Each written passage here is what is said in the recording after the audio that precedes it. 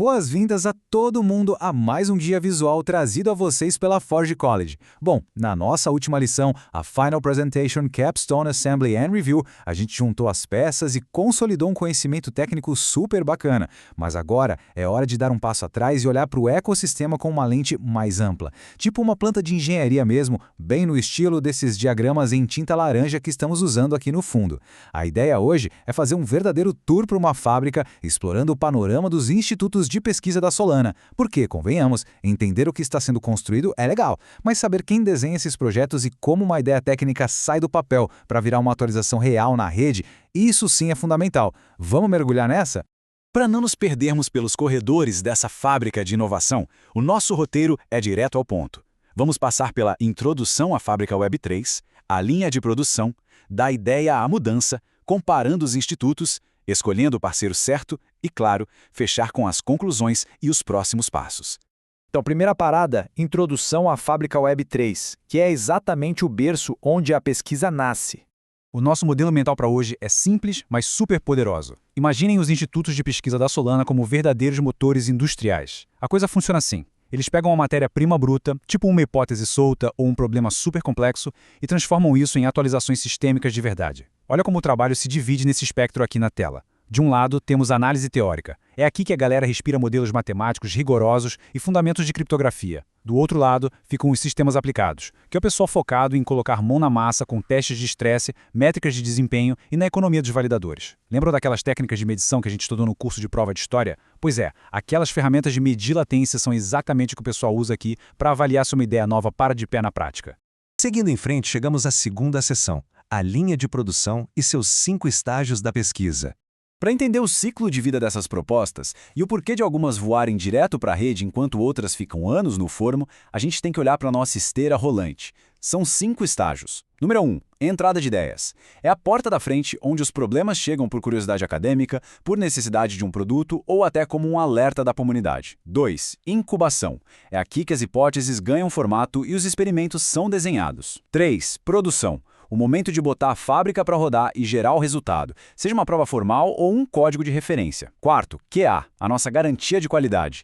Pense em auditoria de código pesada e revisão por pares. E, finalmente, o número 5, distribuição. Como que essa descoberta sai da fábrica e vai parar num repositório aberto do GitHub ou num palco de conferência. O que nos leva perfeitamente ao terceiro ponto, da ideia à mudança, seguindo o caminho prático de um relatório. Para sair do plano abstrato, vamos acompanhar uma peça de verdade descendo essa linha de montagem. Imagina um relatório sobre uma nova estratégia de agrupamento de transações projetada especificamente para evitar picos de latência quando a rede está super congestionada.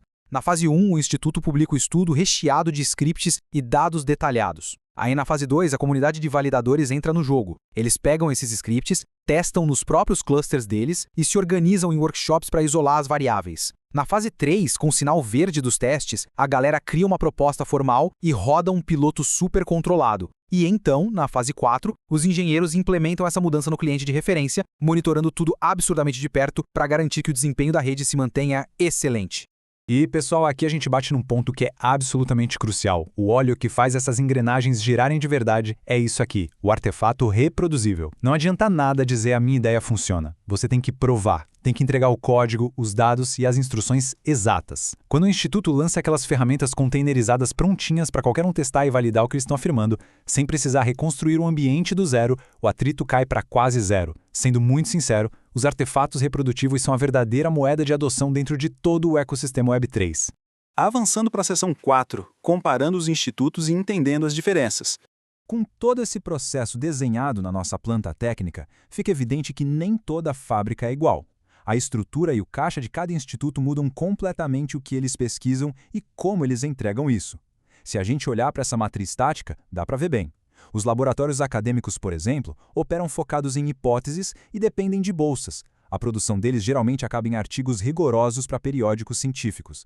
Já o mundo do P&D corporativo é movido pelas urgências dos produtos. A pegada deles é prototipagem rápida, lançando implementações diretas e SDKs. E os laboratórios comunitários? Bom, esses trabalham guiados pelas dores gerais do ecossistema, iterando lado a lado com os validadores e jogando ferramentas de código aberto direto no GitHub para todo mundo testar. E olha, essa diferença muitas vezes é tão brutal que chega a ser cômica. Pensa só, De um lado, você tem um mundo acadêmico onde o rigor matemático e a revisão por pares levam meses, tranquilamente. Do outro lado da rua, no P&D corporativo, o pessoal de produto precisa enviar aquele protótipo testado e funcionando preferencialmente para ontem. Os dois são vitais para o sucesso do ecossistema, claro, mas eles definitivamente operam em fusos horários organizacionais completamente distintos. E é por isso que vamos ao nosso quinto ponto, escolhendo o parceiro certo e o alinhamento de objetivos. Entender esses fusos horários nos traz a uma regra de ouro para não passar aperto na hora de fechar parcerias. Se o seu projeto exige correção formal garantida e uma teoria matemática impenetrável, vá direto para os laboratórios acadêmicos. Agora, sua prioridade é velocidade e colocar a engenharia de ponta rápido em produção, procure o P&D corporativo. Mas, se o que a rede precisa no momento é de neutralidade para criar bens públicos que todos possam usar de graça, os laboratórios comunitários são seus melhores amigos. E um detalhe que faz toda a diferença: nunca deixem de avaliar o modelo de financiamento deles. Um parceiro com verba contínua aloca engenheiros para fazer um teste piloto de forma infinitamente mais ágil do que um instituto que está travado esperando a liberação de uma bolsa acadêmica. E com isso chegamos à conclusão e aos próximos passos. Vamos resumir a nossa jornada. Para amarrar as pontas desse nosso tour industrial, eu quero que vocês passem a olhar para o código e para as propostas como peças que saíram de uma dessas engrenagens. Resumindo a nossa obra, primeiro, sempre combine o objetivo do projeto com a força principal do instituto. Segundo, gravem na pedra, a reprodutibilidade é a verdadeira moeda que transforma a teoria em adoção. Terceiro, o financiamento dita o ritmo da logística. Não ignorem isso. E como dever de casa prático, eu encorajo todo mundo a procurar um preprint recente no ecossistema Solana ou ler o README de algum repositório de benchmark e tentar descobrir de qual dessas 3 fábricas esse material saiu. Para encerrar a nossa explicação de hoje, fica uma provocação estratégica para a gente pensar. Com todas essas novas demandas gigantescas por escalabilidade, de qual dessas fábricas vocês acham que vai sair a próxima grande inovação arquitetônica que vai virar a rede Solana de ponta cabeça? Vai vir de um laboratório acadêmico, de uma empresa acelerada por produto ou do esforço descentralizado da comunidade? Fica aí a reflexão. Em nome da Ford College, um super obrigado por acompanharem mais essa análise visual com a gente. E não esqueçam de acessar o site ford.college para mergulhar ainda mais fundo no funcionamento desses institutos e em vários outros tópicos imperdíveis sobre a Web3. Valeu, pessoal, e até a próxima!